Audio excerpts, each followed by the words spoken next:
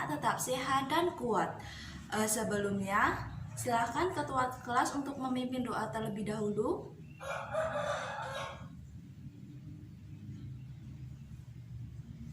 Nah, Ibu akan mengajak kehadiran kalian.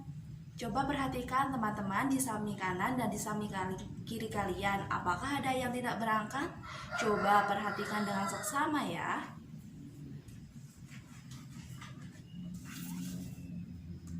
Akbar, Adnan, Ayub. Wah, semuanya pada berangkat, berarti semuanya pada sehat dan kuat dan sudah siap untuk memulai pembelajaran hari ini. Nah, anak-anak, apakah ada yang tahu ini hari dan tanggal berapa? Betul sekali, ini hari Senin, tanggalnya tanggal 17 Mei 2021. Ibu akan menuliskannya di papan tulis. Nah, anak-anak, tujuan pembelajaran kali ini ada 4, yaitu yang pertama, kita akan menganalisis data diri peserta didik. Lalu yang kedua, mengkategorikan data diri peserta didik ke dalam bentuk tabel. Yang ketiga, mengerjakan proyek diagram batang secara berkelompok. Lalu yang keempat, menunjukkan hasil proyek diagram batang tersebut ke dalam bentuk laporan. Ibu harap anak-anak nanti dapat menyelesaikan tugas kali ini ya. Tetap semangat. Silahkan anak-anak kalian buka buku siswa pada halaman 157. Pada buku siswa tersebut di atas telah ada kaitannya materi tentang yang akan kita pelajari hari ini, yaitu tentang statistika. Nah, pada pertemuan ke-19 ini kita akan belajar materi tentang statistika. Apakah ada yang tahu anak-anak apakah itu statistika? Ya, betul sekali. Statistika merupakan ilmu yang digunakan untuk mengelola data agar mendapatkan hasil yang pasti. Dan tentunya hasil itu sesuai dengan kenyataan yang ada. Nah, di dalam menyelesaikan soal statistika ini terdapat langkah-langkah yang harus kita cari untuk membuat diagram batang, yaitu ada 5 langkah. Yang pertama, urutkan data dari yang terkecil ke terbesar. Ingat ya anak-anak, kita harus mengurutkannya. Lalu yang kedua, kategorikan data tersebut ke dalam nilai yang sama. Yang ketiga, hitung jumlah kategori data yang memiliki nilai sama. Itu nanti akan masuk ke dalam frekuensi. Lalu yang keempat, masukkan ke dalam bentuk tabel. Dan terakhir yang kelima, kita akan bisa menggambar diagram batang sesuai dengan tabel yang telah kita buat. Nah, anak-anak, dalam membuat statistika dengan menggunakan diagram batang ini, ketelitian sangat perlu dilakukan. Teliti ya anak-anak, agar hasilnya mendapatkan hasil yang sesuai dengan yang kita inginkan. Nah, sekarang anak-anak, kita akan mencermati teks bacaan tentang pengurus kelas di buku siswa kalian pada halaman 158. Data apa yang diolah untuk memudahkan menentukan pengurus kelas ini anak-anak? Nah, dapat menggunakan bentuk tabel atau menggunakan diagram batang. Silahkan anak-anak kalian mengamati soal cerita yang ada di buku siswa tentang nilai hasil ujian matematika dari ke-33 siswa. Nah, Ibu di sini sudah mengurutkannya. Dari teks tersebut dapat diperoleh data dengan cara mengurutkan dari yang memiliki nilai kecil ke nilai yang besar. Dapat diperoleh sebagai berikut. Nah, anak-anak perhatikan ini. Ini merupakan hasil data yang telah Ibu urutkan. Dimulai dari yang terkecil yaitu nilai 50. Jadi 50, 55, lalu ada 55. Jadi di sini dapat dibaca bahwa anak yang memiliki dan memperoleh nilai 50 ada 1 orang, lalu anak yang memiliki dan memperoleh nilai 55 yaitu ada 2 orang. Seperti itu anak-anak, nanti data yang terbesar yaitu nilainya adalah nilai 100 ada 2 orang. Coba dilihat dulu anak-anak apakah bisa dipahami. pintar sekali anak-anak, kalian cepat dan tanggap. Nah, anak-anak, jika kita sudah mengurutkan data dari yang terkecil lalu yang terbesar, maka kita dapat menggunakannya ini dengan cara mengerjakannya di tabel agar memudahkan kita untuk membaca data ini anak-anak. Nah, ibu telah membuat tabelnya juga anak-anak ke dalam bentuk media pembelajaran. Silahkan anak-anak simak media pembelajaran yang ada di belakang ibu ini. Pada kesempatan kali ini silahkan anak-anak lihat pada tabel nilai hasil ujian matematika 33 siswa berikut. Apakah anak-anak sudah melihatnya? Di sini ada nomornya 1 sampai 11. Lalu nilai hasil ujian matematika. Tadi kan ibu sudah bilang bahwa nilai yang terkecil yaitu nilai 50, lalu nilai yang terbesar yaitu nilai 100. Maka nilai 50 tadi ada 1, turusnya banyaknya siswa ini, lalu ini dapat dikategorikan menjadi 2, yaitu yang pertama turus, lalu yang kedua frekuensi. Yang pertama itu turusnya ada 1, nah frekuensinya juga 1. Lalu yang kedua ini tadi kan nilainya 55. Nilai 55 ada 2, frekuensinya ada 2. Betul sekali anak-anak, kalian pintar. Nah, anak-anak, dalam tabel nilai hasil ujian matematika 33 siswa ini, kita dapat membaca dan menafsirkan data. Yang pertama, membaca data.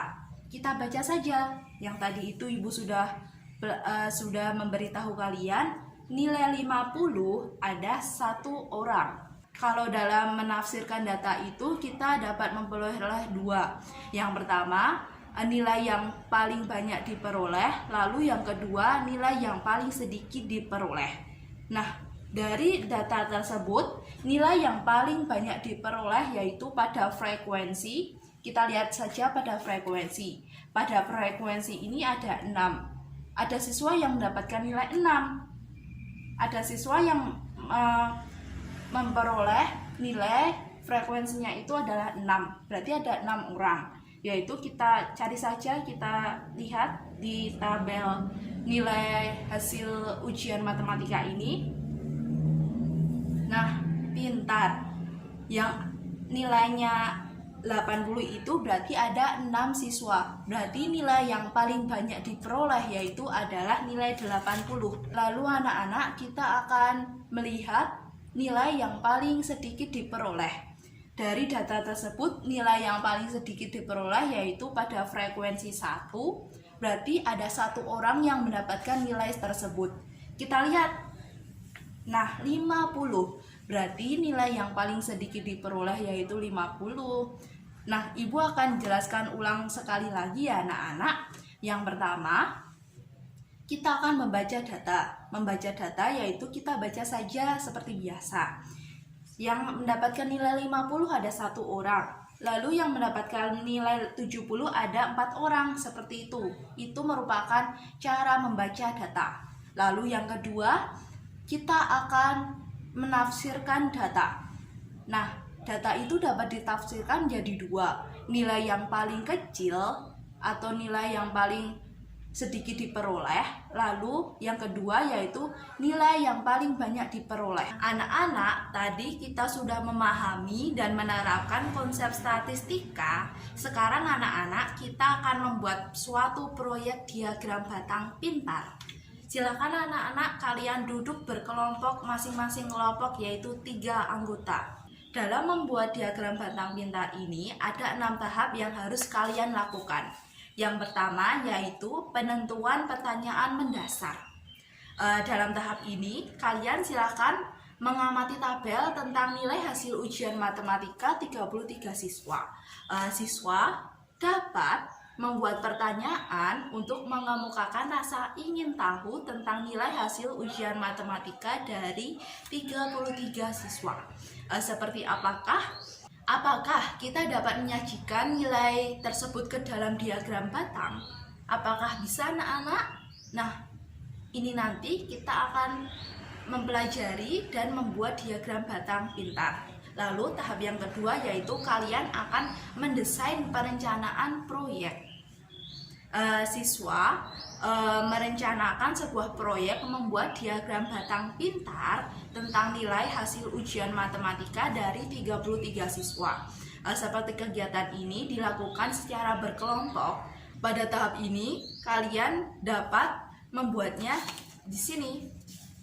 Ibu telah membuat sebuah bahan yang nanti akan kalian gunakan untuk membuat diagram batang pintar. Silahkan anak-anak, ibu akan bagikan kepada kalian. Silahkan. Nah, pada tahap 3 ini kalian akan menyusun jadwal. Silahkan kalian bekerja sama membuat diagram batang pintar tentang nilai hasil ujian matematika dari 33 siswa tadi. Jika sudah selesai membuat langkah-langkah pengerjaannya, maka hasil langkah-langkah pengerjaan ini silakan kalian nanti presentasikan di depan kelas. Lalu tahap keempat yaitu memonitor peserta didik dan kemajuan proyek. Nanti silakan kalian mengkonsultasikan kepada ibu apa saja permasalahan dan masalah yang kalian hadapi. Lalu tahap kelima yaitu kalian akan menguji hasil.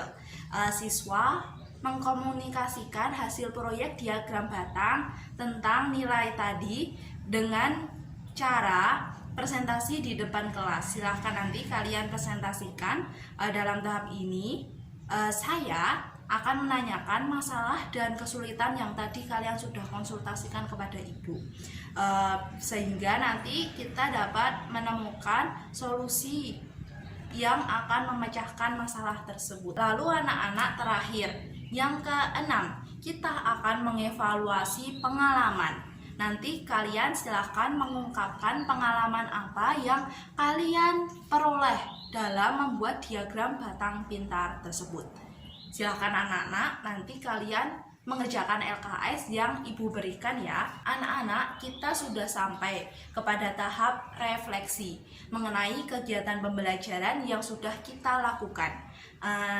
Silahkan anak-anak nanti kalian menuliskan hasil refleksinya di buku refleksi kalian masing-masing. Kesimpulan kita pada hari ini ibu akan tulis di papan tulis. Yang pertama, tadi kita sudah mempelajari tentang statistika. Lalu yang kedua tadi kita sudah mempelajari tentang diagram batang. Dalam membuat diagram batang dan diagram tabel ini kita harus teliti ya anak-anak supaya mendapatkan hasil yang maksimal. Sebelum kita tutup pembelajaran hari ini, kita akan menyanyikan lagu terlebih dahulu, yaitu lagu Indonesia Raya. Nah, anak-anak, ibu memiliki 3 reward buat kalian. Anak kalian tadi telah membuat diagram batang dengan baik dan benar. Ibu akan memberikannya kepada kelompok yang terbaik dalam membuat diagram batang pintar ini. Silakan anak-anak kalian belajar di rumah dan mempersiapkan pembelajaran selanjutnya. Semoga kalian tetap sehat, kuat, dan pintar. Tetap semangat dalam mengikuti pembelajaran hari ini. Silahkan perwakilan dari wakil ketua kelas untuk memimpin doa. Itu tadi anak-anak kegiatan kita pada hari ini. Semoga bermanfaat. Mohon maaf apabila ibu memiliki banyak kesalahan dalam mengucapkan kata, kalimat maupun perbuatan ibu yang tidak disengaja. Ibu mohon maaf. Ibu akhiri, billahi taufiq wal hidayat. Wassalamualaikum warahmatullahi wabarakatuh. Dadah anak-anak pintar.